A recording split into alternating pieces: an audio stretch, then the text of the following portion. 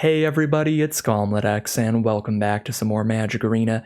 This week we have flashback drafts of Throne of Eldraine. This set initially released in 2019, so if you're drafting for collection purposes, just know that these cards are not standard legal. That being said, it is a very fun set, and it's returning to celebrate the release of its sequel, Wilds of Eldraine, which comes out in just a couple weeks. Both of these sets have a focus on fairy tale themes, with unique mechanics like Adventure, allowing you to cast an instant or sorcery effect off of a creature in hand, then cast the creature itself from exile later. There's food tokens allowing you to gain some life, or you can use your food tokens as sacrificial fodder for other abilities. And there's a couple mechanics that are unique to Throne of Eldraine that will not be returning in Wilds of Eldraine, such as Adamant, which wants you to spend 3 mana of one color, the Knights of Camelot sub-theme with a legendary knight in each color, as well as some Knights-focused archetypes in red, white, and black. Wilds of Eldraine is going to be even more focused on the fairy tale side of things without all of the kind of Knights subtypes, so that is the major difference there. With all that introductory information out of the way, let's just hop into the draft and see where the cards take us today. Alright, and here we are for our pack 1, pick 1, where I'm going to start off with a Beanstalk Giant. This is going to show off the adventure mechanic where we can cast Fertile Footsteps from our hand to search our library for a basic land, put it onto the battlefield, then shuffle. Then the Beanstalk Giant is going to sit there in exile, waiting to be cast later. So I really like the Beanstalk Giant. It's mana ramp plus fixing, and it ramps into itself. It makes sure that you have your mana ramp in your hand and your big late game creature to ramp into, so I think it's a very fun card and a pretty powerful one, so we'll go with that. Definitely some more options that are quite strong, as always, in pack 1. There's Clockwork Servant, where if we're heavy into any one color, it's going to be good value. There's Didn't Say Please, the blue-black mill archetype in this format is super good. And there's like Wandermare if you want to just start going for an adventure archetype and just drafting every creature that has an adventure on it. But I like Beanstalk Giant there. I think it's a pretty solid middle ground. As a monocolored card that also helps fix, it's pretty flexible. Pack 1, pick 2 is certainly a little awkward. There's nothing that's a great follow-up for the Beanstalk Giant. There's like an OK blue aura removal spell, an OK white aura removal spell. There's Shine Chaser, which is solid if you go blue-white and you have a ton of artifacts and enchantments, but it's very, very narrow. And kind of same with All That Glitters. These are both for the same like blue-white artifact enchantment archetype. So, not super in love with this pack.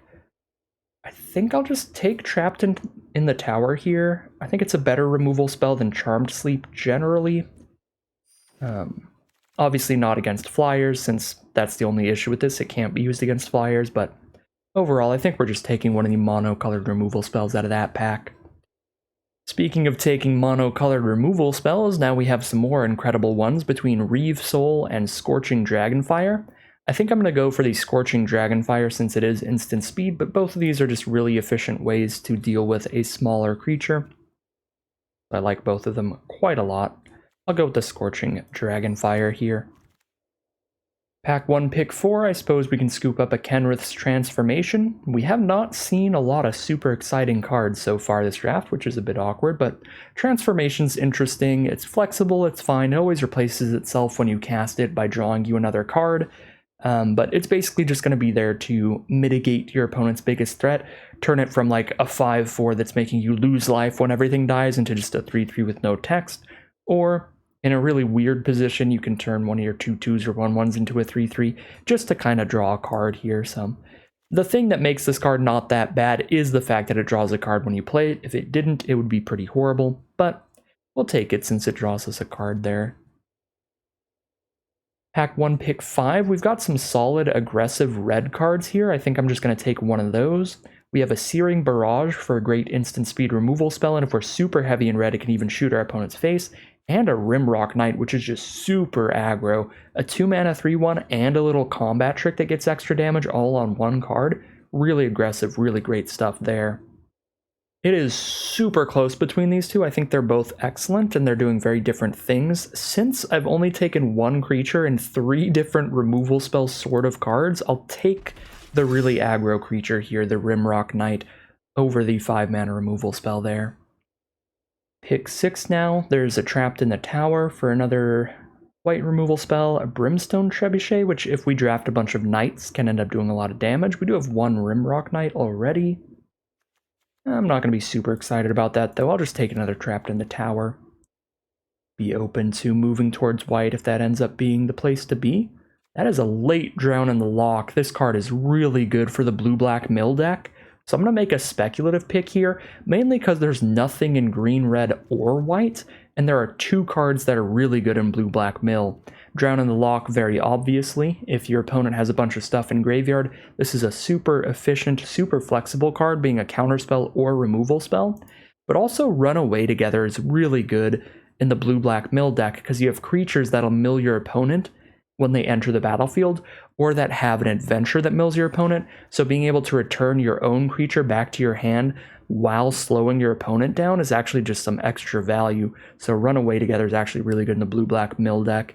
Speaking of cards that are great in the blue-black mill deck, So Tiny, just a really cheap way to shut off your opponent's creature's power.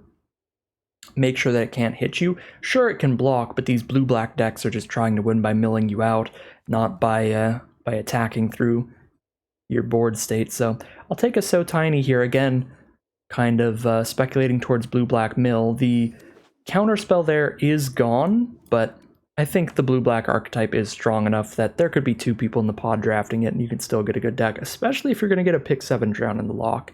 And again, there was nothing good in red, green, or white. I think red, green, and white are definitely more contested than blue and black, even if blue is a little bit contested with somebody drafting that counterspell earlier. So I think we might be on a pretty heavy pivot here as we move into pack number 2. One thing I would like to be a bit open to, though, which is going to make me not take Mystic Sanctuary here, is potentially blue-red. If blue is generally more open, blue-red is another great archetype. That is an archetype where you want to be able to draw 2 cards every turn. So you only need to have cards in your deck that just say draw 1 card when this enters the battlefield or something like that. But there's a lot of cards that trigger on your second draw for the turn in that archetype that can be pretty strong. I will take Mystic Sanctuary this time. I think I'm pretty off of white at this point. All right, so not sure what we're doing here. We'll definitely find out in pack 2. I think the thing I want to do the most based on how that pack went is try to get that blue-black mill pivot, but depends on what we open. If we get anything super, super powerful in green or red, we can still be heading in that direction.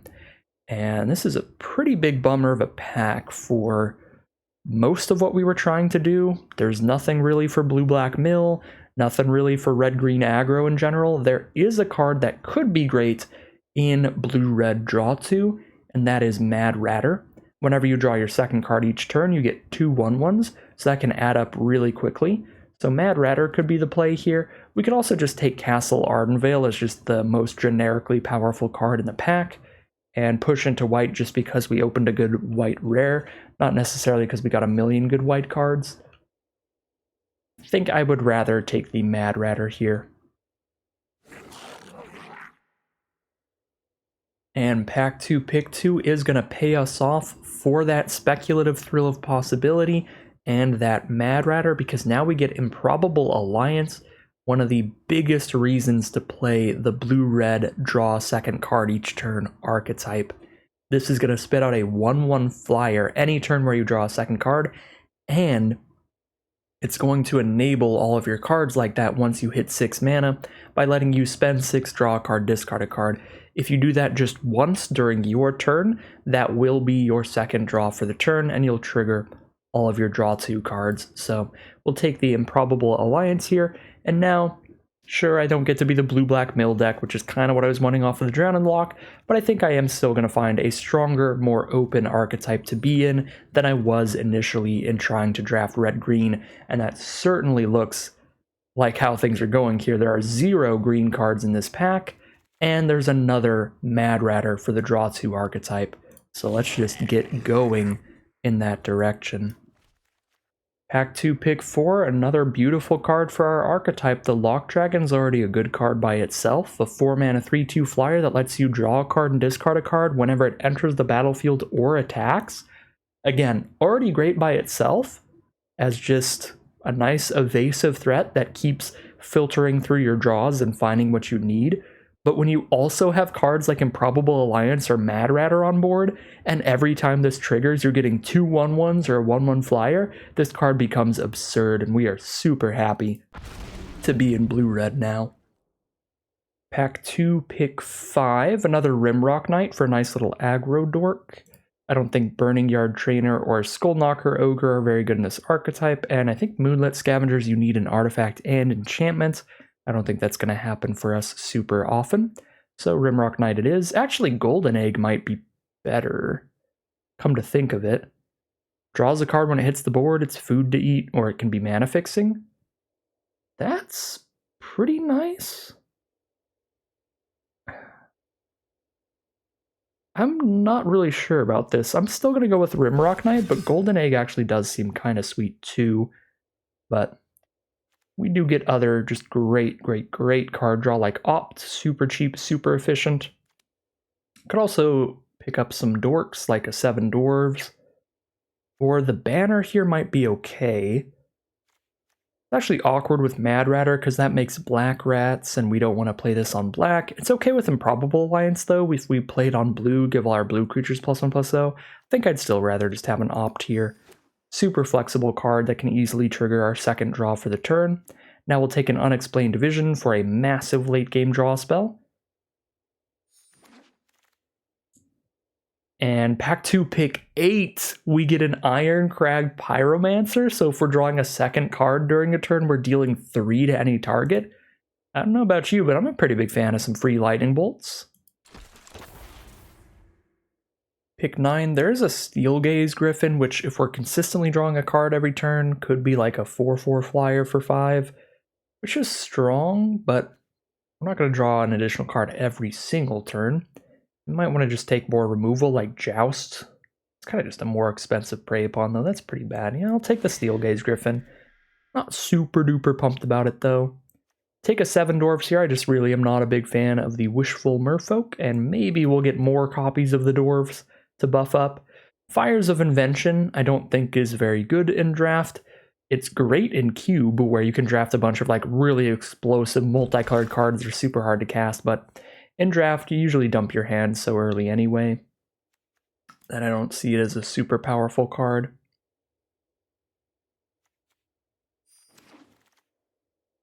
More So Tinies, just absolutely everywhere. Alright, pack 3, what have you got for us? Nothing in the uncommons, no rare. There's a Merfolk Secret Keeper for blue-black mill, but we're blue-red now, and there's nothing for the blue-red draw second card deck. Technically there's Mantle of Tides, but I don't think that's very good. Revenge of Ravens is just like super hard to get through. It's a super annoying card. If you have any 1/1s, you just can't attack for the rest of the game. Maybe I should just take a Revenge of Ravens here, because I don't think our deck really profits off of Secret Keeper. I guess it helps the So Tinies. We could have a mill sub-theme, but I think I'm still going to end up drawing too many cards. I don't know, it's Secret Keeper or Revenge of Ravens, and neither are super likely to get played. Here's where I really wish I took that Golden Egg, because again, I think it would have been solid in our deck. It would trigger our draw tube, but it would also make it a lot easier to splash in our Revenge of Ravens there as the potential pickup. Now we've got a Sundering Stroke, which is just 7 mana, 7 damage, however you choose among 3 targets. If you spend 7 red mana, then you deal 7 to all those targets. Okay, well, generally, we're just going to spend 7 and split 7 damage between 3 things. That's still a very good deal. I'll take the Sundering Stroke here. I don't think we're going to hit 7 red mana, but still a strong card. All right, pack 3, pick 3. There's another Merfolk Secret Keeper, or an Opt. Maybe I can go mill sub theme here. If I get enough Secret Keepers. When another Opt is solid. I've got the Pyromancer, I've got 2 Mad Ratters, I've got an Improbable Alliance. I think I have to just let the blue-black mill drafter get their disgusting deck. I'll take an Opt. Sir Eleonora draws a card when she enters the battlefield, right? Yes, so that works in the archetype. Plus, if we have a high number of cards in hand, she's going to be real big, real scary. Seems solid to me. Another 7 dwarves would be good too, since we do have 1 copy of that. The more the merrier. Mystical Dispute's also a fine counterspell. Really good when you're playing against blue, but even when you're not, it's okay. Cauldron Familiar has a really ridiculous combo in the set. The Witch's Oven and the Cauldron Familiar are in the same set. So you can sack the Cauldron Familiar to get a food, and then sack the food to get it back, and then you just keep doing that every turn, once per turn. Get some more removal here with Charmed Sleep. Deck's looking pretty sweet. Deck's looking super, super sweet. We're a bit low on creatures, I think, but we should be fine. Yeah, 12 creatures. Still going to be a strong deck for sure. Not going to play a second Fling. I don't think I'm playing the first one. I'm not going to play Crystal Slipper or a second Mantle of Tides. Guess I'll take Hengewalker for a potential filler creature over Deafening Silence for Vault Progress. Just so if I'm super, super low on creatures, I can still Hengewalker it up. Just a 3-mana 2/2, that's really bad, but if we play it as a 3-mana 3/3, it's pretty good. Ooh, awkward pack here. Because I think I made a mistake taking Rimrock Knight over Golden Egg. I think Golden Egg's better in this archetype. But now we have to compete Golden Egg versus Into the Story. And then Covetous Urge is a pretty strong card where you get to exile one of your opponent's cards in hand and then cast it against them later. But it requires quadruple blue, which is pretty difficult. So if we had a Golden Egg or 2 sitting around, that would help get to those really rough mana costs. And then we could maybe even take that over Into the Story, but I'm definitely not taking Golden Egg over Into the Story. Draw 4 at instant speed? Pretty big stuff. Since it's instant speed, it'll let us trigger our draw 2 cards during our opponent's turn, and it's just so much card draw. Pick 9 now. Again, I don't think I'm playing any of these. I guess I'll take a Gargoyle or a Mantle just in case we want that kind of filler. I will play a Merchant of the Veil. Hey, there we go. This is a good way to trigger your draw second card several turns in a row, because you can cast your Haggle Adventure for only 1 mana to trigger all of your draw 2 stuff during your turn, and then you've got that activated ability to do the same thing for 3 mana. Merfolk's Secret Keeper came back? No one's doing the blue-black mill thing? So somebody just took Didn't Say Please as just a counterspell in general. I guess. Alright. Well, I guess we do get both Secret Keepers, and we might play them both because being able to reduce that cost on Into the Story is pretty nice. Potential just 4 mana Into the Story. Plus, I just need more creatures in general, so might as well play the Secret Keepers over like a Lockthwain Gargoyle. Plus, we've got the triple So Tiny that we might want to play. A lot of stuff that we could do with Merfolk Secret Keepers. Alright, so since Arena will still lag out if I try to sort them into different piles the traditional way, I am going to just drag them all over here to get our non-creatures in one stack so we can see our creature curve. I don't think we need a super high creature count in this deck, but we are pretty low on creatures because we're at 16 and I definitely want to cut like 4 of these, but we'll just deal with that because I don't think I'm going to play Lockthwain Gargoyle, much rather just play the double Secret Keeper. Definitely not going to play double Roving Keep, these are super expensive, and then probably just Hengewalker as well. All these kind of flexible artifact creatures I think are just weak enough that unless we were down to like a 6 creature count or something, just going to cut them out of the deck and run all of our main color creatures. I also kind of want to cut the Steelgaze Griffin, but it might be worth keeping in just because of our kind of lower creature count here. But it is another pretty expensive dork. We should pretty consistently have this be a 4/4 flyer, which is a fine deal. I mean, if it had 0 abilities on it and it was just 5 mana 4/4 flyer, that'd be a great deal. But again, any amount of variance on that where it's just a 2/4, even 1 or 2 attacks is a really big deal. So I think that's the next weakest card to cut. Obviously 7 Dwarfs is not strong either, but a 2 mana 2/1 curve is much more consistent. We're always going to be doing that every game, trading off with that or something. But Steelgaze Griffin could be a cut. I'm not going to immediately cut that though. So Mantle of Tides, not a super huge fan of this unless you have a ton of ways to draw 2 at instant speed. most of our ways to trigger a draw to are just easiest to do at sorcery speed by a lot, because any of our stuff that says draw one card, like Lock Dragon, Merchant of the Veil, Improbable Alliance, these can all trigger a draw to during our turn, but not during our opponent's turn. The same is true for Sir Eleonora, the Triple Opt, Unexplained Vision just because it's a sorcery. So we have Into the Story and Thrill of Possibility for 2 cards that can by themselves draw 2 during our opponent's turn, but that's it, just 2 of them. Other than that, we need a ton of mana, use Merchant of the Veil twice, or have 2 opts in hand or something like that, so I think I'm going to cut the mantles. Being able to move them around for free during your turn, just not that impressive for just like a +1/+2 buff. But instant speed is where it gets really exciting.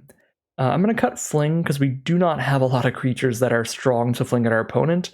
The vast majority of our creatures are 3 power or less. We have 2 that are maybe more power, and that's Sir Eleonora when we have a lot of cards in hand, and Steelgaze Griffin when we've already drawn a second card. So I don't think Fling is good in here.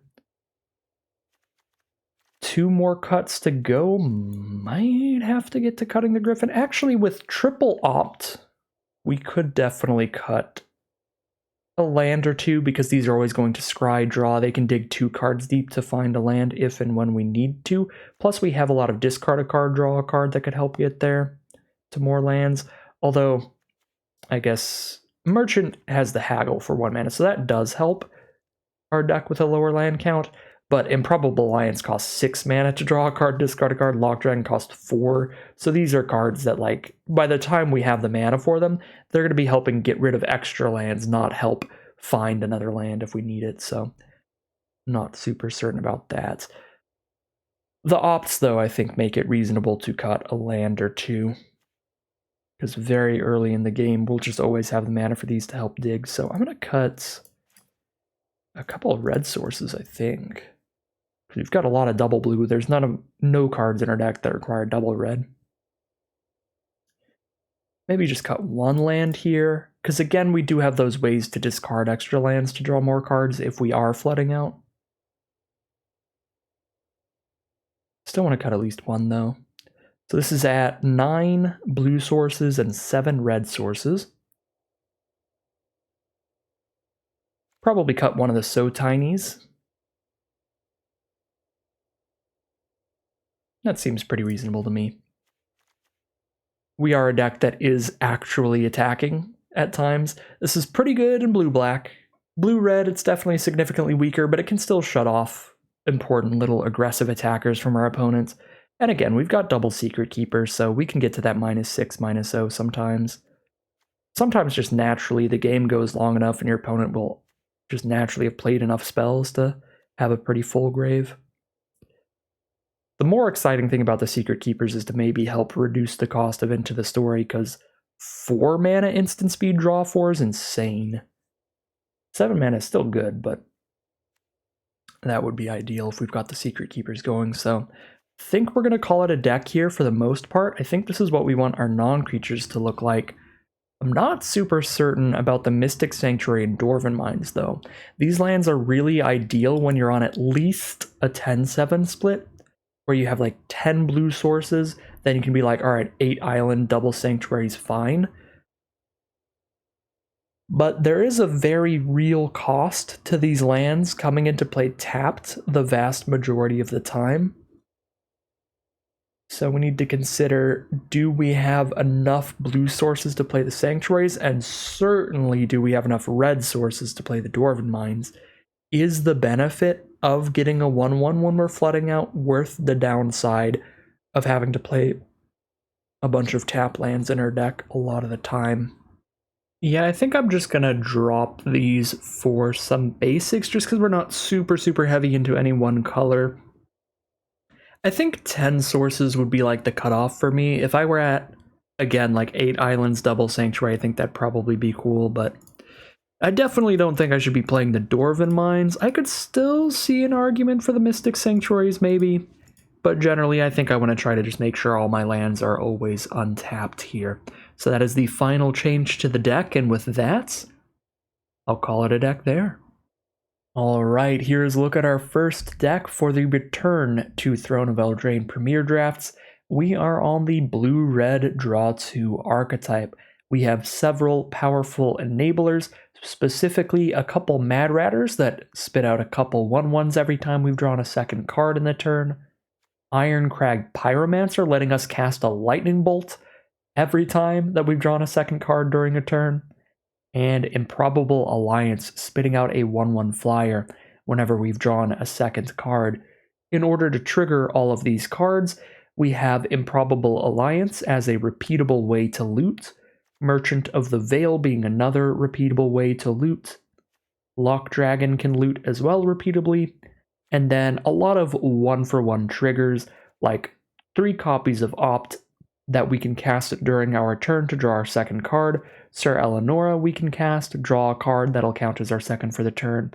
Thrill of Possibility can get the draw 2 trigger during our opponent's turn, and then Unexplained Vision, huge card draw during our turn to trigger all of those things, and Into the Story for instant speed card draw to trigger them during our opponent's turn. So a lot of consistent ways to get all of our payoffs to really activate, so a lot of good enablers for them, as well as just some of your general stuff that you want in limited, filler creatures throughout the curve, and some decent removal between Scorching Dragonfire and Charmed Sleep for our best, most consistent removal, I would say. A couple So Tinies that just kind of nullify the opposing creature's power, and then a Sundering Stroke, which we won't have 7 mana in every game, but if we do find the 7 mana, then this is going to be a massive, massive removal spell that sometimes can just shoot our opponent in the face. So, really solid, really fun looking deck today. I'm very excited to see how it does as we head into the gameplay. Here we are for game 1. We are fully on our mill deck plan with double Secret Keeper in our hand to just annoy the heck out of our opponent. And they are on blue-black mill, which could be a big issue. That is the strongest archetype in the format. That is the archetype that was completely busted in quick drafts, but still definitely by far the strongest archetype in Premier Draft as well.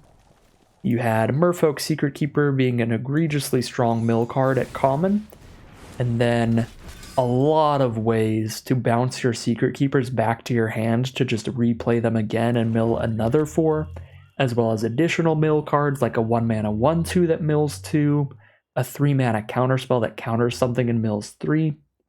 The blue-black mill archetype is something we definitely do not want to see in blue-red. It is our worst matchup, not only because it's the strongest deck, but our deck is the worst deck in the format against it, because we're going to be drawing so many extra cards and making it even easier for our opponents to mill us out. So what on earth do I even do here? Because I don't really want to Charmed Sleep the Secret Keeper when they're likely to have ways to bounce it back to their hand, and then our Charmed Sleep is super bad.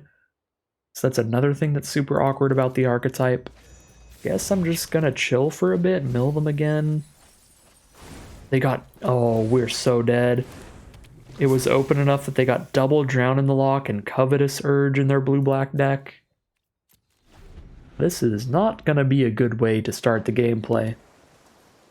Still going to try my best here, but this is going to be an uphill battle. Do I have to just try to lock down the Secret Keeper?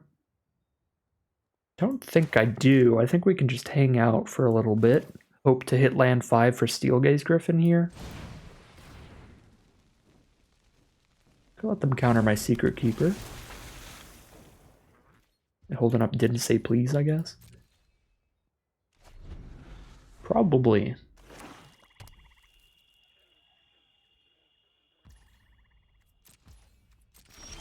Well, then I don't want to play the Griffin. 6 cards in hand. They don't pass holding 3 mana up and do nothing into pass holding 4 mana up, do nothing, unless they have nothing in their hand or a counterspell in their hand. So I don't think we should cast Steelgaze Griffin just yet. We need to try to sneak out some smaller threats Oh, So Tiny's also really bad in this matchup because they just don't care. Gonna be draw, go. It's gonna be like two blue-white control decks playing against each other in standard, where we just stare at each other for quite some time. They're getting to the point where they can probably just play a 3-drop and still hold up the didn't say please. Guess not yet.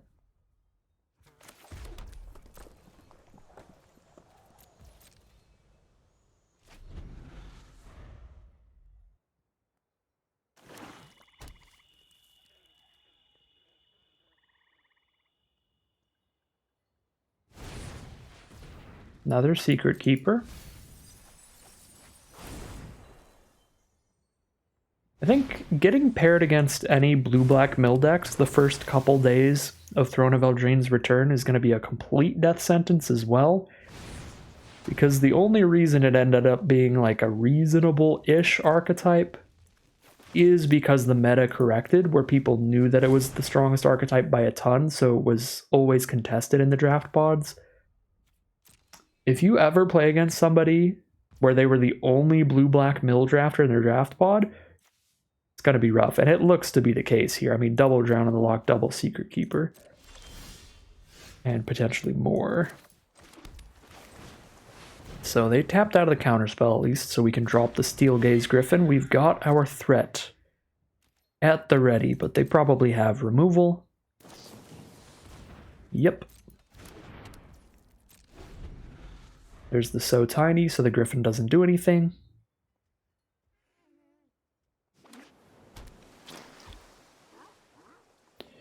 This is kind of the one big flaw of the format, in my opinion. I think every format has its own, like, big flaw. For me, Throne of Eldraine, it's the blue-black mill decks. I think they are pretty egregious.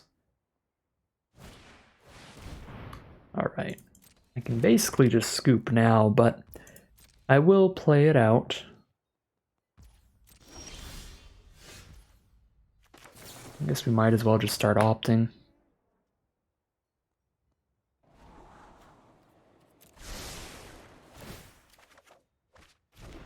Try to find something.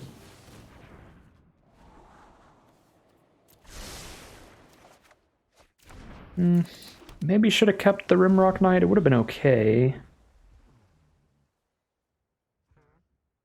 I just don't think 3-1 against the 0-4 is going to be any good for me, especially now that they have Revenge of Ravens down. So, like, I could attack and then Boulder Bash or whatever. Boulder Rush. To kill the Secret Keeper. But then they still have another one holding the rest back, and Revenge of Ravens makes it just not worth. I'm already down to 12 cards because they've milled me 8 and I've drawn extra cards. Alright, if they have Charmed Sleep, the game is over. Or Charmed Sleep. Didn't say please. Because I go down to 9 cards in deck, there's no possible way I deal 20 to them through a Revenge of Ravens without an Ironcrag Pyromancer. Most of my win conditions spit out a bunch of 1/1s. Like the Improbable Alliance and the double Mad Ratter. Plus, they don't even make 1/1s unless I'm drawing extra cards, in which case I'm milling faster. Yeah, that's gonna be game.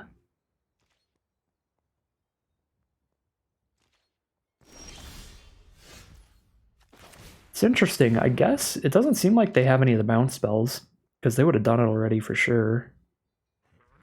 So I guess we could have Charmed Sleep earlier in the game. Our So Tiny still would have been useless the whole time. So they still would have had one Merfolk Secret Keeper holding our one Rimrock Knight back.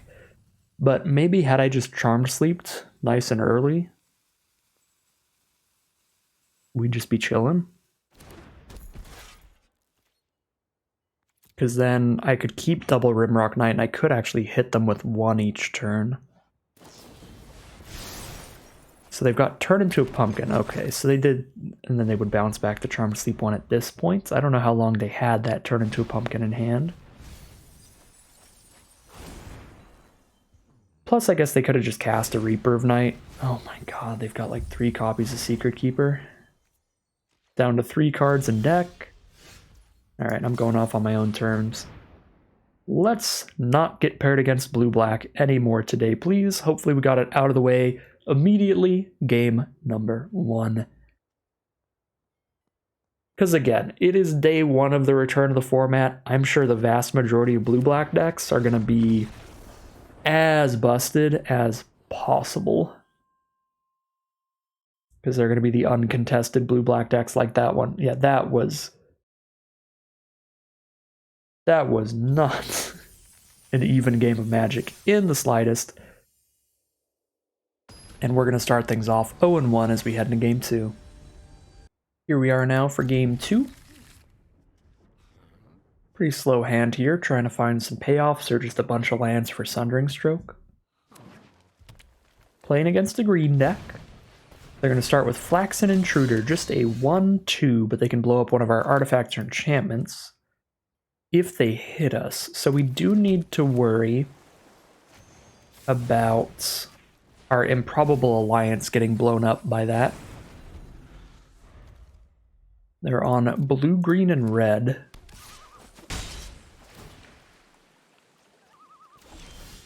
Okay, there's a Dragonfire. That's pretty nice. Let's just drop down the 0-4.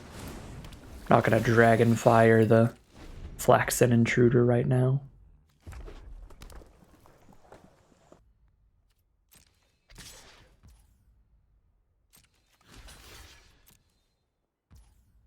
I don't really mind if they use any kind of removal on the Secret Keeper, so I will snap block there.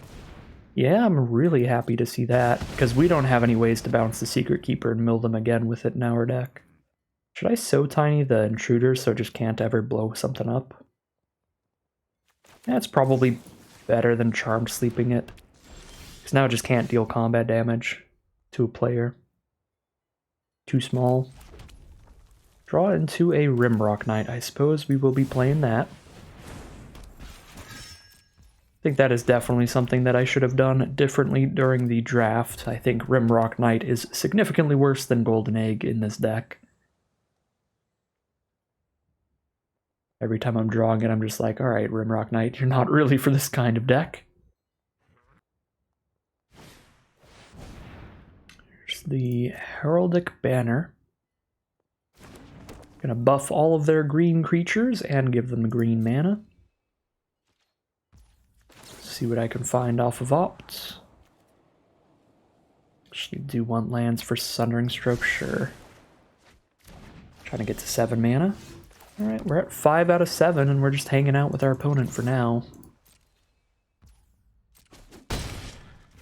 If they have an adventure or a combat trick to buff the Flaxen Intruder, then they might be able to have it... Well, I guess they'd have to sacrifice it to blow up the enchantment that's on it, so it wouldn't matter anyway. Never mind.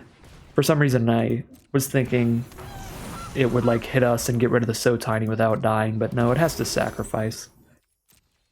Gilded Goose and Rosethorn Acolyte, a bunch of mana dorks coming in hot.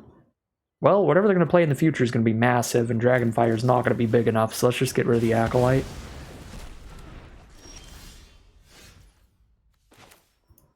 Six out of 7 lands have been drawn.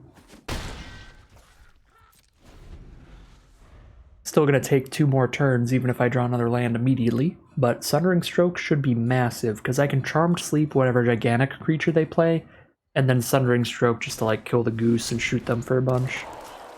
The Signpost Scarecrow, more mana fixing. Poke me with the goose. Rimrock Knight is the draw. Well, off of that, I can trade my Rimrock Knight up into the Scarecrow, which is fine.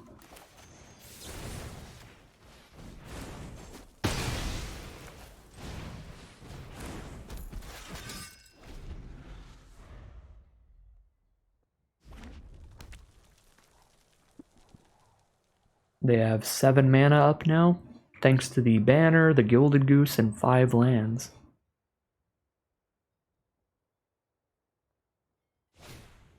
Roving Keep. Alright, there's their gigantic creature that we're going to Charmed Sleep.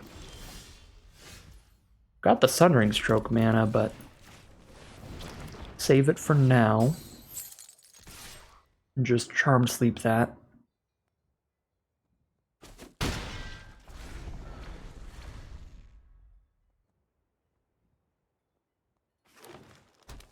I guess now, if their last card in hand is a way to buff the Intruder, they can sack the Intruder to save the Roving Keep. But it looks like it is not. They're just going to hit me with the Gilded Goose.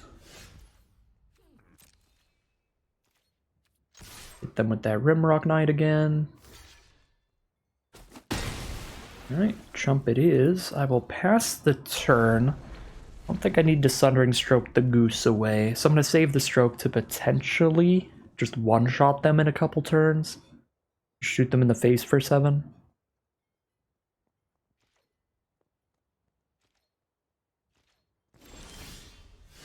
Merchant of the Veil is the draw. That's a pretty sweet one. I'm gonna haggle right now in case this affects my line. But I think I just offer the Rimrock Knight for Goose trade. No, I mean, it's 2 less damage. In the grand scheme of things, it's probably better to shoot Goose for 2 and them for 5 than it is to just trade Rimrock Knight into the Goose and then shoot them for 7 later. Because the Rimrock Knight stacks up into 6 damage if it hits them twice. And it's just like 3 damage right now if it gets through.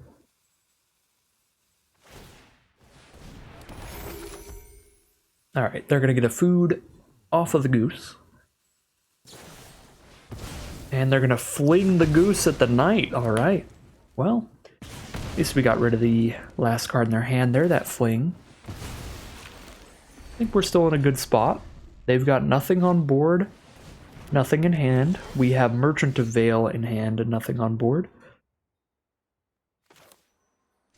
Now we draw into a Steel Gaze Griffin to go with our Merchant of the Veil. And no matter what we draw next turn, we can hit them for 4 in the sky off of the Steel Gaze Griffin's extra power.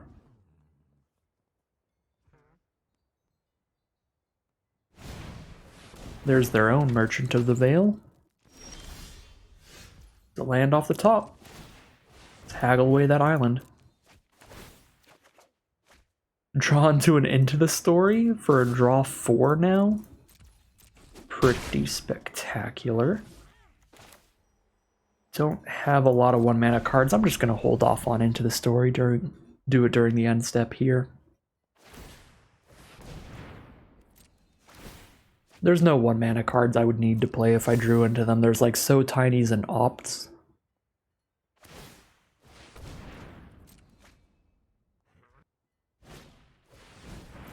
Ooh, they've got their own Improbable Alliance. They start drawing 2 with that Merchant of the Veil. They can chump block Steel Gaze Griffin forever.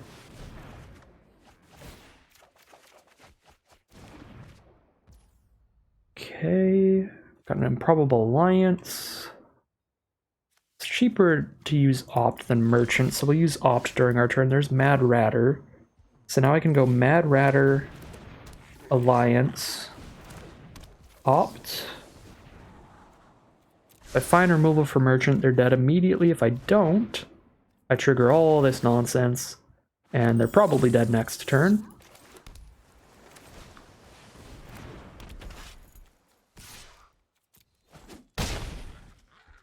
Because they need a lot of blockers to not take 1 damage next turn. That was a pretty good turn. We have 5 more creatures now on the board than we did before.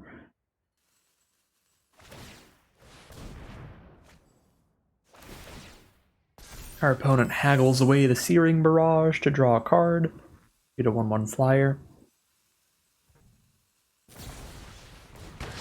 Return to nature to destroy our Charmed Sleep, but we still have way too many creatures on board, and we are now going to be 1-1 as we head into Game 3.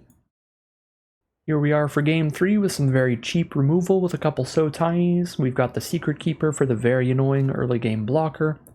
So we're just going to try to lock things down for a little bit until we can get to Sir Eleonora. Should just Opt instead here. Maybe. Just going to Secret Keeper though.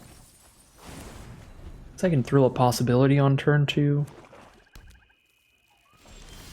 Should be enough to find another land. Another Secret Keeper. Interesting. I want to thrill, discard a So Tiny, draw 2. I don't really want to discard a Secret Keeper. I'd like playing a bunch of 0/4s. I'm just going to be a doofus. Let's just be really annoying. Alright, so the So Tinies are just 1 mana, -6, -0 forever now. So they have 8 cards in their graveyard. They are a black-white Knights deck, or just black-white aggro in general. Another red source. I want another blue source a lot more, so let's opt. Try to find an island. There we go, beautiful. Now I can play that, and then I can Thrill of Possibility. Discarding, I probably should discard a So Tiny. I might choose a mountain, because I'm greedy. Nah, I think I need to choose So Tiny so I can guarantee Sir Eleanor in a couple turns. Yeah, this is way better than if I discarded that land. That would have been super bad. Okay, now I don't have any instants to hold up, except for So Tiny, I guess. So we'll just drop some Secret Keepers. Drop a Rimrock Knight.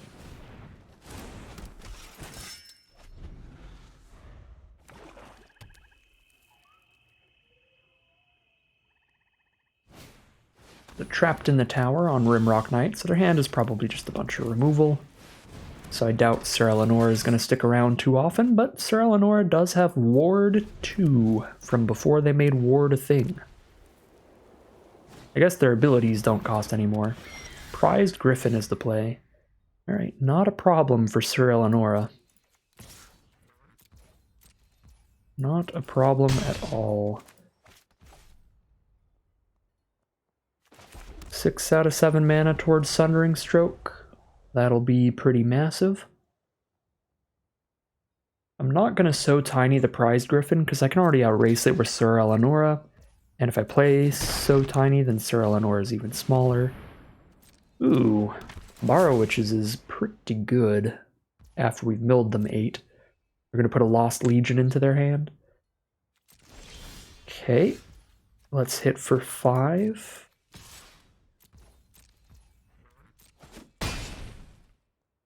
They're 3 life away from dying to a Sundering Stroke. So I'm gonna hold on to it. There's Lost Legion.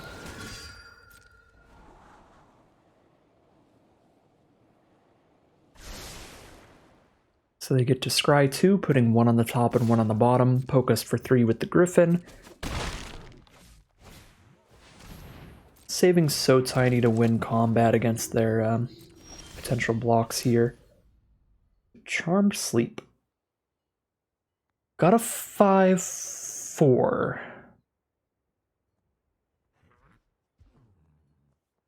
Don't have a way to kill 2 of their creatures and cast.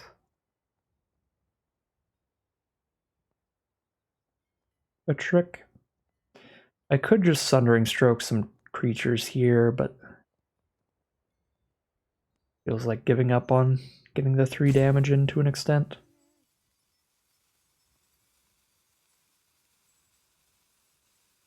I only need to hit them for 3 to kill them. So maybe I play it in a weird way where they might just let the 3 damage through because they know that it would just be a chump. I don't think that would happen though. But maybe. So we go like Charmed Sleep there.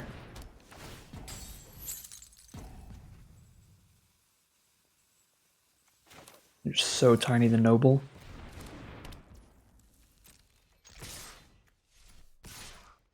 Oh my god, Secret Keepers, get out of there. Run for your life. So I was gonna say, this is the only way I think they might just let it through. Perfect. Perfect, okay. I was gonna say, that's the only way that they might just let it through. because that way the Malevolent Noble can sack things to get bigger, so they might want to leave it around even though it has a So Tiny on it, so that they can sack Borrow Witches and stuff, and eventually get it to a high enough toughness to matter. But if I put it on Lost Legion, I think they would just chomp. So how does this work? Sack a non-land, non-token permanent. If they can't, they discard a card, lose 2. They gain 2. Okay, so we just sack a Rimrock Knight. And then we do the thing, because we got that damage in.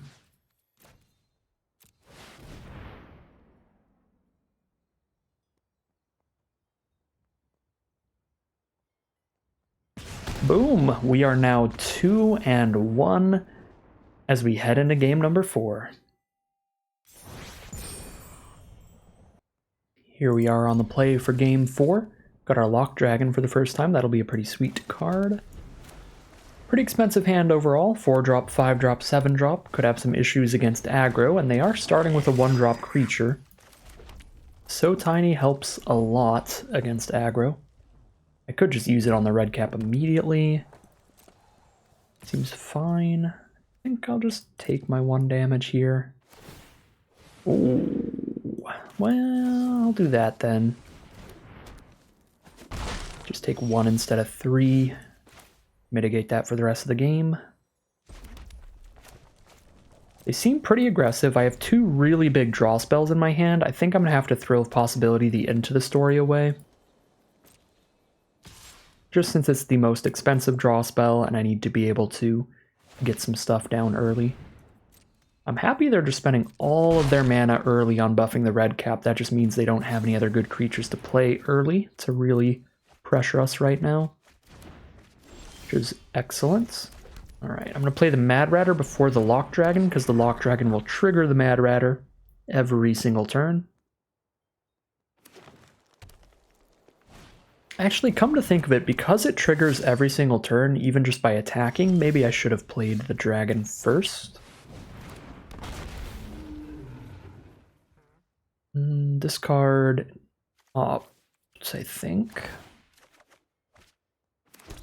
Hit land 5, which I will play. Multiple good 5-drops in the hand, and I can hold up a So Tiny to use on the Okame adversary. Because if that hits me, that's a problem, and the only way I kill it is with a triple block or trading my dragon off, and I don't want to do either of those. Alright, there's their own Thrill of Possibility. Discard a card to draw 2. And they're just going to scoop it up. Lock Dragon plus Mad Ratter combo. A little too much for our opponent. They just didn't find any removal, so they are over it. We are now 3-1. Guaranteed to have at least a 50-50 win rate average run here today.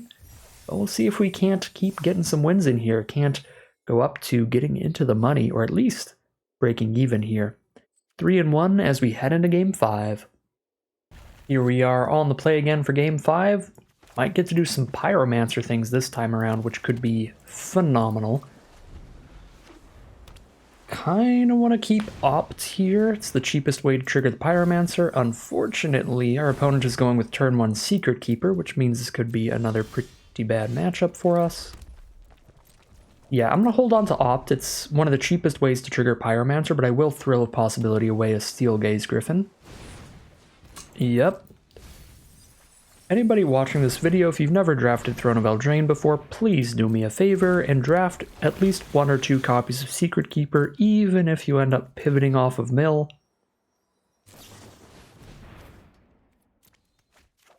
Because no deck in this format should be allowed to get like 4+ copies of Secret Keeper, and this feels like the second time in the row. Statistically, if they have 2 in the opener, on average, they probably have like 4 or 5 copies in there, much like the last blue-black opponent we played against.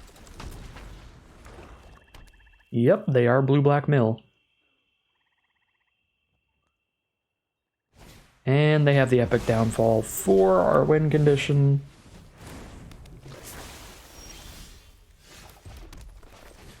Let's get the Lock Dragon down. Maybe this can stick around at least. So Tiny looks pretty bad in this matchup, so I'll discard that. I mean, so do the Opts, but they let us find stuff. There's the Revenge of Ravens. to completely nullify any damage we get from our 1/1s, which nullifies Mad Ratter and Improbable Alliance. That's 3 of our other win conditions.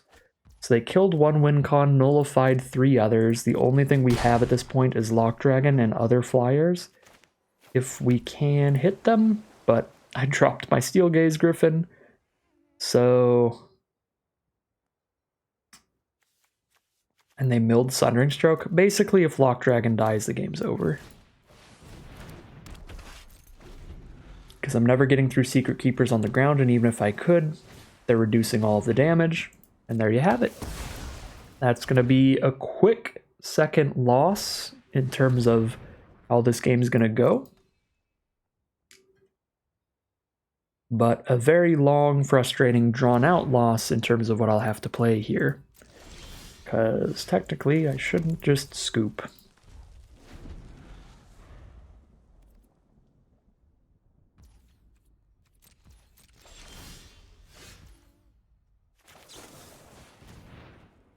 Guess I should opt again, even though it mills me faster. And there's nothing really to dig for.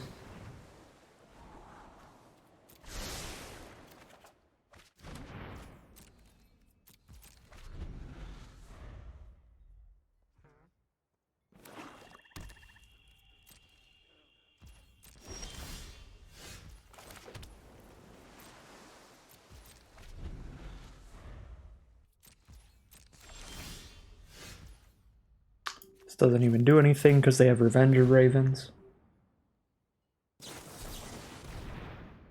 I would definitely not have countered that if I were my opponent, but I guess they just want to mill me faster.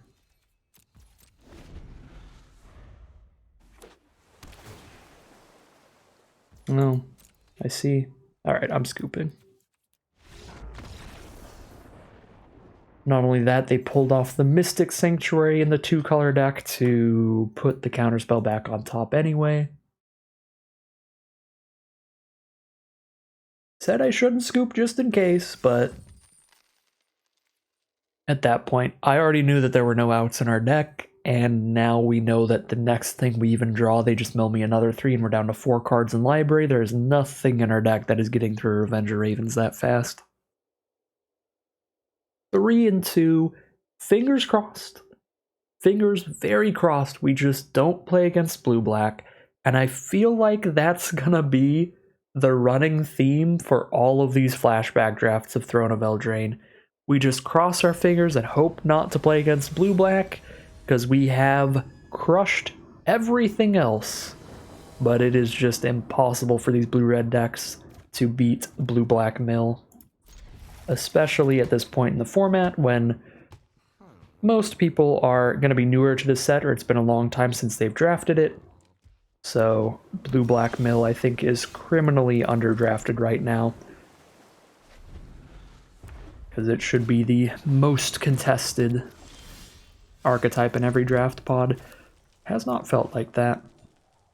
Alright, the Improbable Alliance mirror match here. Don't actually have anything to trigger a second draw right now, so I'm going to go for the 7 dwarves first. Our opponent does. They've got the opt in the opener.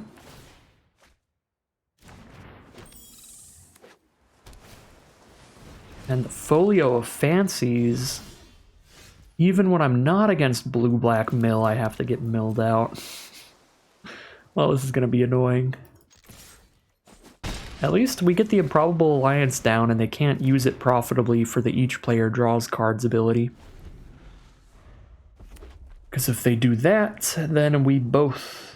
Actually, no, they still can. I lied. Improbable Alliance, they would draw their second card for their turn, we would just draw our first. Draw Sundering Stroke, and they're just going to go all in on Folio because it mills like 6 a turn. Yeah, makes sense. Makes sense.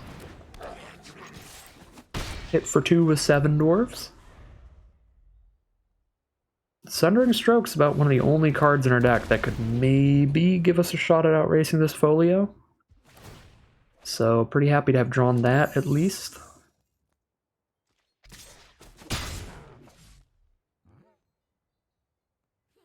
Basically the mirror match, except they have a bomb mill rare, and they're just drawing a bit better. They're triggering their draw 2 cards, especially Lock Dragon. That was an incredible draw. But even just having the opt to go with the initial alliance, where I just haven't hit any of my many card draw spells, is pretty awkward for me.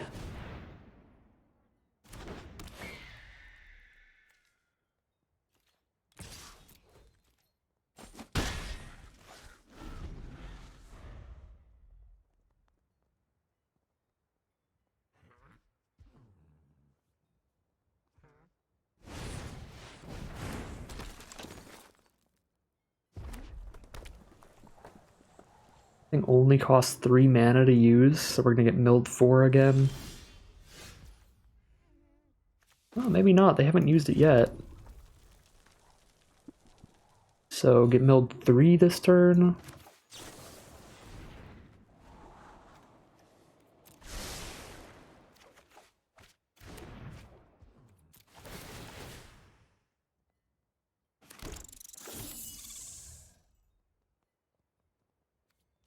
Got the So Tiny for a combat trick, so Steel Gaze Griffin's a free attack.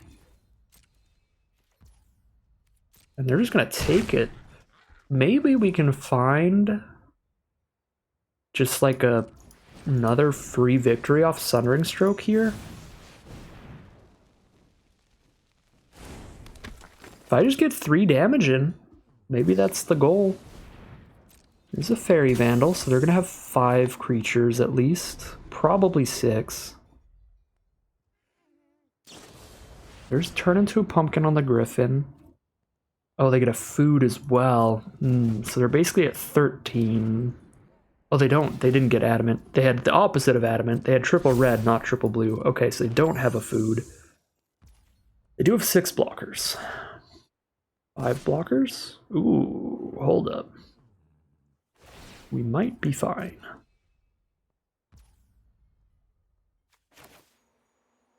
Let's do the Fairy Vandal, because that's going to get bigger than the Lock Dragon, plus the Lock Dragon gets value from attacking even. Even if it's nullified. So if I can hit them for 3 and they don't have a counterspell, we can get there. I have to hit another land too, though. Steel Gaze Griffin's 5 mana. I don't have the mana to Steel Gaze Griffin and use the Merchant. So I guess I'm going to drop the Steel Gaze Griffin, because I can still Rimrock Knight this turn. And we're really looking for land 7. Okay, well that's pretty bad. It's definitely not land 7.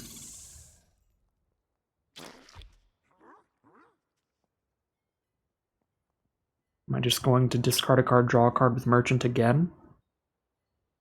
They're at 10 and they have 4 blockers. We have 1, 2, 3, 4, 5, 6 attackers. I can poke them for 2. If I use Rimrock Knight, I could definitely hit them for at least 3, but then I don't get to discard a card and draw a card trying to hit a land again.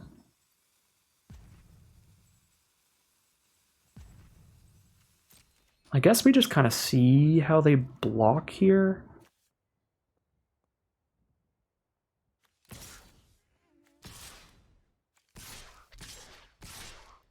Do like this, and then we might Rimrock Knight if it would deal the 3 damage we need. But if I'm already going to deal 3, then I won't Rimrock Knight. Okay, perfect. I deal exactly 3. 1, 2, 3 damage.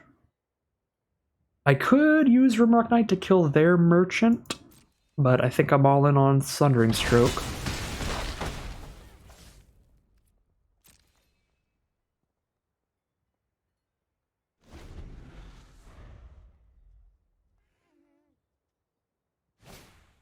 It's an Iron Crag Pyromancer. That's a very good one. We've got one of those as well. And they can use the Merchant. Shoot our Mad Ratter for 3. Actually, the Dragon's already going to trigger it. So they don't even need to use the Merchant.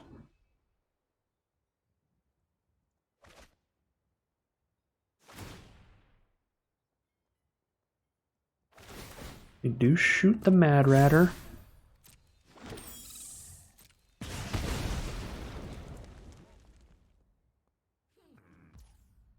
They've got a double blue and 1 up now.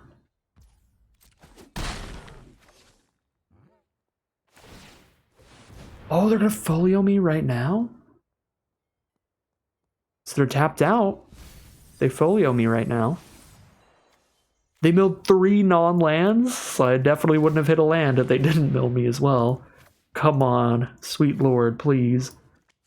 Guess I keep Unexplained Vision, so if I don't hit a land, I can draw 3. Oh my god, please. Okay.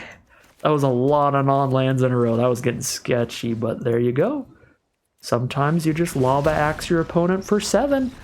And we are now 4-2. We are still undefeated by non-blue-black mill decks. I will take it. 4-2 as we head into game number 7.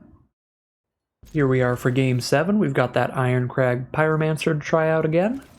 Maybe we'll get to keep it on board this time, but if our opponent has any kind of removal, they are definitely going to shoot the heck out of it. We're on to our Secret Keeper. Probably should have just played Rimrock Knight instead, but I'm getting a little greedy here with the Boulder Rush. Probably should have just played the 2-mana 3/1 though. Red-black aggro here. Stormfist Crusader and Bake into a Pie. First cards that we see. Let's drop a Pyromancer.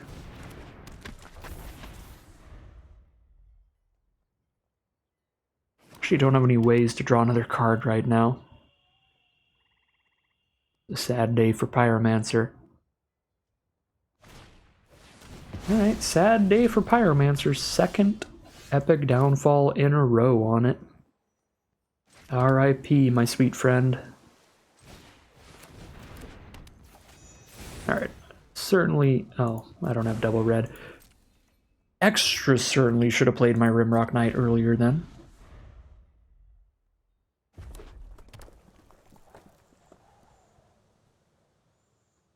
Turn 2 Rimrock Knight instead of turn 2 Merfolk Secret Keeper would have been much better. We've got a lot of draws that could make Improbable Alliance instead of Rimrock Knight better here. So Tiny is good enough. So Tiny plus Secret Keeper is just gross. Because even like when you don't have the full -6 yet, -2 is often enough to get your 0/4 body blocking their card like forever.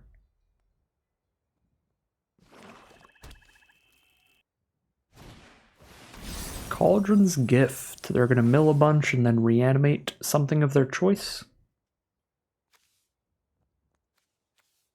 An Elite Headhunter or Stormfist Crusader. Everybody draws a card and loses a life. I'm into that. 2-sided, I don't need to Dragonfire that. That's cool with me. I guess if they want to trade into Rimrock Knight, they can do that too. Nope, just a chump with the Embereth Paladin.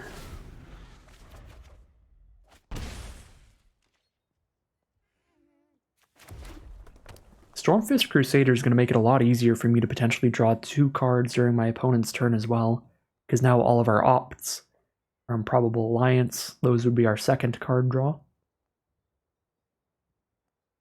Pretty chill with the Crusader overall, and as soon as I'm not, I do have the Dragonfire to get rid of it. Steelclaw Lance, never mind. I'm no longer chill with the Crusader, and also Dragonfire's not going to be enough, because +2/+2 will turn that into a 5/5 menace. Big, scary threat. Major damage.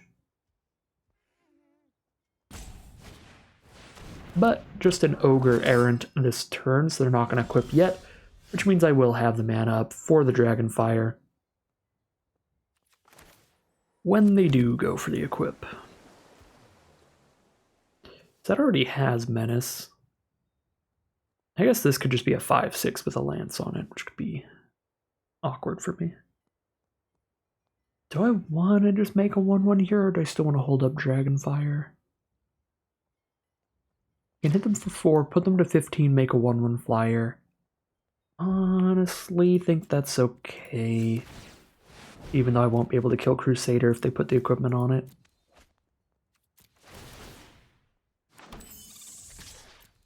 I think we just start racing in the sky. We should kill them in like 3 attacks.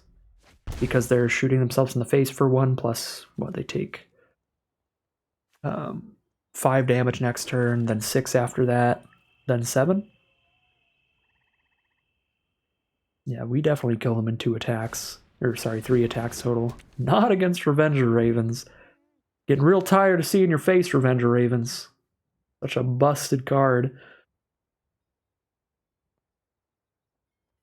Kind of the mythic uncommon of the format. Just shuts off so much stuff. So now we have to attack with Steelgaze Griffin alone, and the life drain from Crusader plus Revenge of Ravens is going to start getting really nasty. What is this?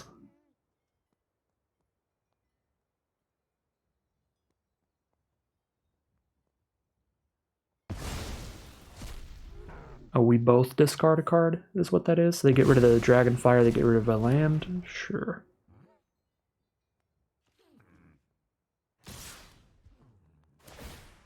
Send in the team. That would be 8 damage, and I don't really have crackbacks because Revenge of Ravens. Has every loss been in part due to Revenge of Ravens as well? I think both the blue-black mill decks had the Revenge of Ravens, so that is true. This could be a bad sign, could be a bad omen, showing up in all of our past losses, our past defeats. Can I afford to take 8? I really don't think I can. But the fairy doesn't do anything on attacks. Yeah, the fairy doesn't do anything on attacks anyway, so I might as well stop this damage sacking a fairy. The only thing I do by attacking with a fairy is lose another life. Okay. Take the cheap path here with just opt. Secret Keeper. I don't think that... I guess I can double block, double Secret Keeper on Crusader. That'd be fine. But I'm getting a fairy anyway for double blocks. They're at 16 cards? Yeah, no, that's not going to be enough. Merchant of the Veil. Could be fine. Yeah, we'll drop that thing down. Now I can threaten a double block that kills one of their cards. And of course I can opt during their turn to get another fairy for blocks.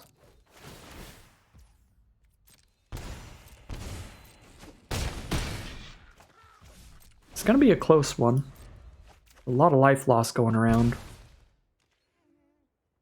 But I think we get there. If they don't find removal for our bigger creatures. Mainly just Steelgaze Griffin. We can keep Steelgaze Griffin, we can win this game. That's kind of all it takes to topple us, though. Get rid of Steelgaze Griffin, and we've got no good attackers. Through their board state, especially through Revenge of Ravens in particular. Because 1 power attackers are terrible, 2 power attackers are still pretty bad. And the 3 power attacker is only okay if they don't have good blocks for it, and they would have fine blocks. Okay. So let's double block with a fairy and a fairy. Since they don't do anything on attacks anyway.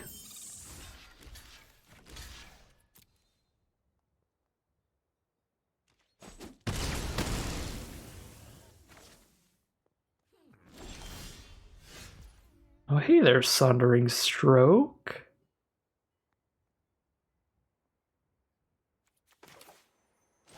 I mean, that's kind of just how today's going. We'll do it. We'll send a message. We'll just do the thing we do with this deck, apparently, which is just shoot for 7. This is just shoot for 7 the deck. Lucky 7s. We're on the slot machine over here. We'll take it. I think the stroke was completely unnecessary. I think we still would have grinded it out with Steel Gaze if I just, did an Alliance or a Merchant of the Veil trigger there or something. Went for blocks for another turn and then hit with Griffin again the turn after that. That could have got there as well, but I mean, we draw immediate lethal, we'll cast immediate lethal. We are now in the money, 5 and 2, leaving with more gems than it cost to enter the event, plus a bunch of random Throne of Eldraine booster packs. So, we've turned this into a pretty great run, and we will continue. The fingers crossed, don't play against Blue-Black Mill Lottery. That holds true. We have lost exclusively to Blue-Black Mill and beaten every other deck.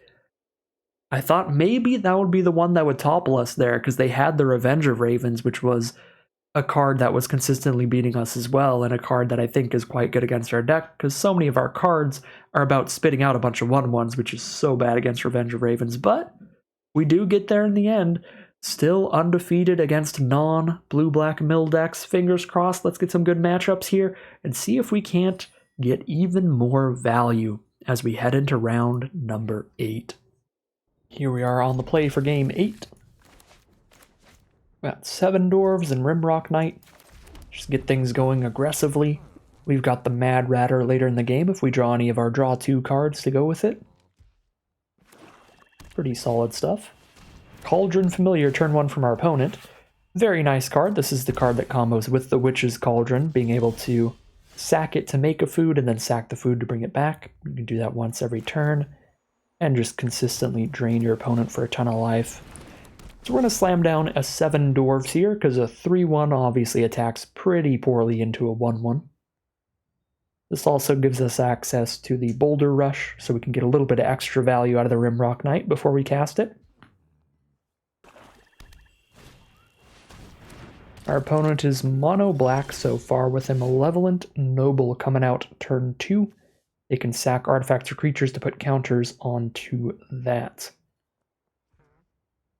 Right, I could just Charmed Sleep that for now, because Rimrock Knight's not going to be able to block it, and if I try to block with 7 Dwarfs, they can sack Cauldron Familiar, since it can come back from the grave pretty easily as well. I think this Noble is likely to do some scary stuff in their deck, so let's just slow things down here and pacify that. Actually, probably should have attacked with the Dwarves before I cast the Charmed Sleep, because if they wanted to trade those 2 cards into each other, I think that would have been fine. Alright, double Mad Ratter. We've got a game plan. And that is to draw into an Opt, or a Merchant, or a Lock Dragon, or an Improbable Alliance, or Unexplained Visions, or anything like that that can draw us some cards. Land is not one of those options, but that's okay, because we've got another turn to just play another Mad Ratter. Next turn is the super pivotal turn, where we might be able to trigger both of them, although they did hold all of their mana up, so they could have instant speed removal here, and they do not. They had nothing to do with their 4 mana, which is pretty great for us. Although here comes the removal, it's going to be the Outmuscle Fight spell, plus it's spent with Adamant, so their creature will be indestructible, so there is no reason to Rimrock Knight here. There goes a Mad Ratter, pretty big bummer. If we top-decked an Opt last turn, that would have been an incredible turn, because we could have played a Mad Ratter into an Opt with 2 Mad Ratters on board. This is why we're at triple Opt life over here. Alright, well, not doing much of anything. I could play my Rimrock Knight, but I think I'd rather just have the combat trick. The 3/1 body trades into a Cauldron Familiar on attacks, which is pretty bad. And obviously it can't block, so no reason to hold it up defensively. Yikes, alright. There's the Wicked Wolf for a very good 2-for-1 fight spell that kills our Mad Ratter and leaves behind a very beefy creature. Although now we do get that Rimrock Knight value, because we get to at least kill the Wicked Wolf, so it doesn't stick around doing nasty things, but now we have 0 plan for future turns. We've got to draw into one of our big draw spells, like Into the Story or Unexplained Visions, to get back into this game. Got to find our draw 3, scry 3, or our draw 4. That would be ideal.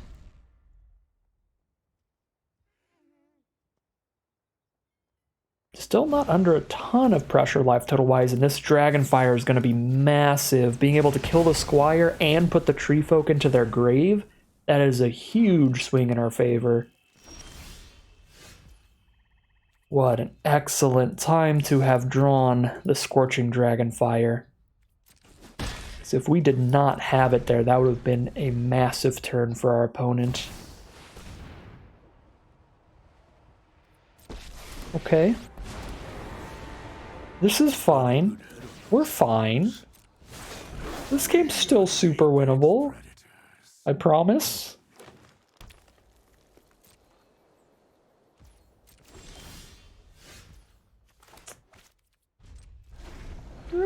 I don't know. There's something we can do. We just gotta figure it out. You just gotta stick in there. You gotta find a way. Oh, no. Alright, there's some mice now. There's a Garruk Cursed Huntsman who has spit out 4 2/2s in 2 turns now. Which is pretty fair. By limited standards, I would say. That's like below average. It's not a very good 6-drop.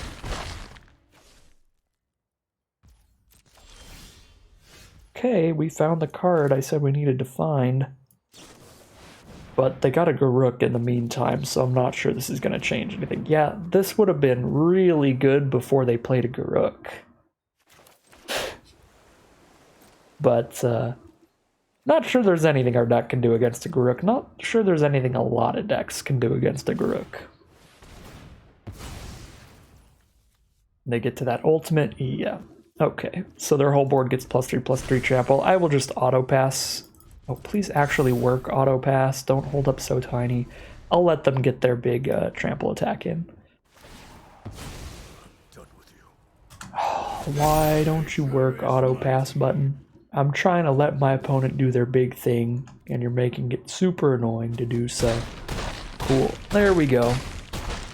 Okay. Well, we had a slower hand there, some more awkward draws early. If we hit into the story earlier, I think that game would have been looking really good, to where we have the Lock Dragon throw possibility in Cyril and Nora. But then, of course, they would have just played Garruk and blown up the Lock Dragon, and then we still just die to Garruk. No matter what, Garruk wins this game, hands down, by a country mile.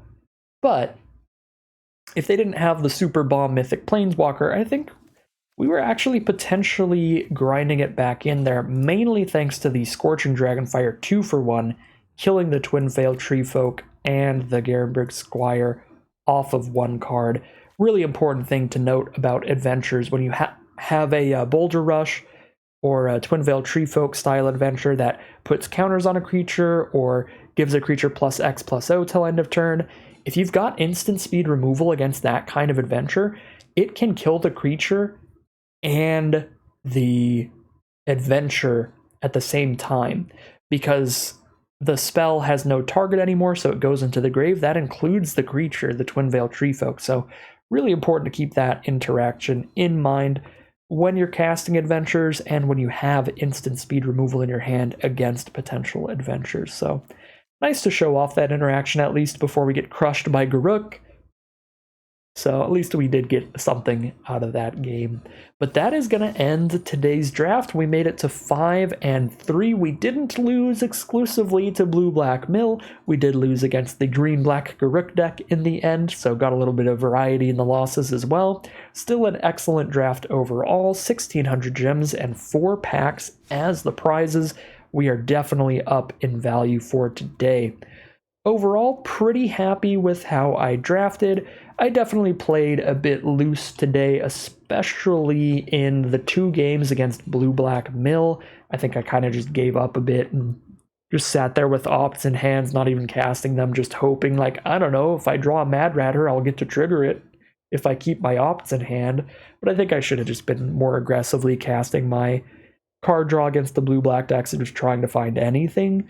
I don't think there was much we could have done to change the outcome of those games, but I think I definitely played super loose in those, and there were certainly some other games where we did some loose lines, like some loose setup, not playing Rimrock Knight, against the red-black deck going for the Secret Keeper first on the empty board. We should probably always just play the Rimrock Knight first and try to actually get some damage out with it. So not the perfect plays here at all today, but still good enough to find us a 5-win run. And I think drafting-wise, I'm very happy with how I drafted. There are still things that I could improve upon in the future as we do some more flashback drafts of this format. I think one big thing is the golden eggs.